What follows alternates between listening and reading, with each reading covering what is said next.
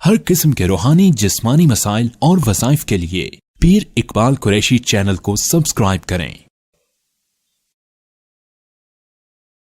نحمده ونصلي ونسلم على رسوله الكريم اما بعد فاعوذ بالله من الشيطان الرجيم بسم اللہ الرحمن الرحیم۔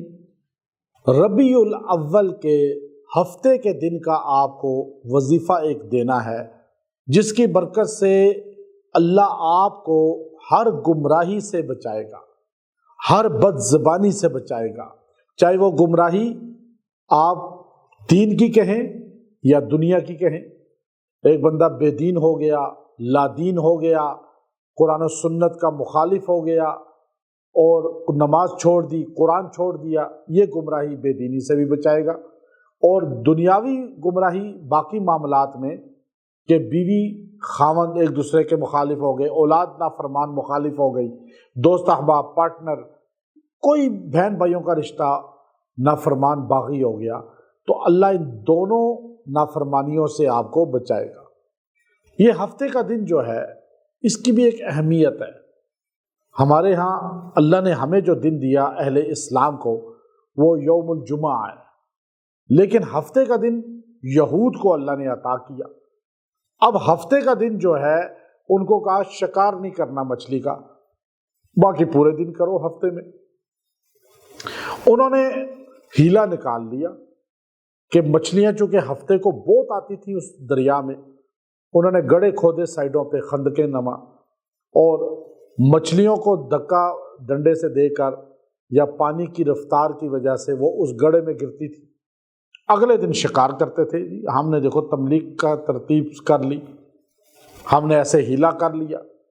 اللہ کی ذات کے ساتھ ہیلا نہیں چلتا۔ جو قرآن کا آرڈر ہے وہ بس ڈائریکٹ پرفیکٹ آپ نے پکڑ لینا ہے، آپ اس کی توجیہ نہ کریں، نہیں یہ ہو سکتا ہے وہ ہو سکتا ہے، یوں آپ کریں گے تو آپ کا ایمان ناقص ہو گیا۔ تو اللہ کو یہ ادا ان کی اتنی ناپسند آئی، اللہ نے کہا میرے ساتھ دھوکہ کہ ہفتے کے دن شکار سے منع کیا تو تم اس کو گڑھے کھود کر پانی کا بہاؤ ادھر کر رہے ہو اور مچھلیاں ادھر گر رہی ہیں گڑھے کے اندر، اور سنڈے کو جا کے تم اتوار کو وہ شکار کر لیتے ہو۔ یہ ساری ترتیب اتنی اللہ کو بری لگی، اللہ نے ان پر لعنت مسلط کر دی، بلکہ ان کی شکلیں چینج کر دی، ان کو خنازیر بنا دیا۔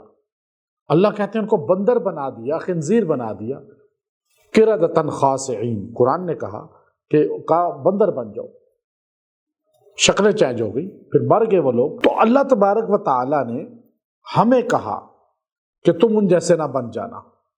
وہ نبیوں کے بے ادب تھے، 70 نبیوں کو ایک ایک دن میں شہید کیا۔ حضرت موسیٰ علیہ السلام کو اتنی تکلیف دی انہوں نے، حضرت ہارون علیہ السلام کو تکلیف دی، یوشع علیہ السلام کو تکلیف دی، نبیوں کو تکلیف دی، بے ادبی کی نبیوں سے، گستاخیاں کی۔ حضرت زکریا علیہ السلام، یحییٰ علیہ السلام کو شہید کر دیا، حضرت عیسیٰ علیہ السلام کو نعوذ باللہ شہید کرنے کے لیے پلاننگ کی، اللہ نے زندہ آسمانوں پہ اٹھا لیا۔ تو ان بے ادبوں جیسے نہ بننا، وہ ہم سورہ فاتحہ میں پڑھتے ہیں، اللہ ہمیں بتا رہا ہے، ہم کہتے ہیں صراط الذین انعمت علیہم غیر المغضوب علیہم ولا الضالین۔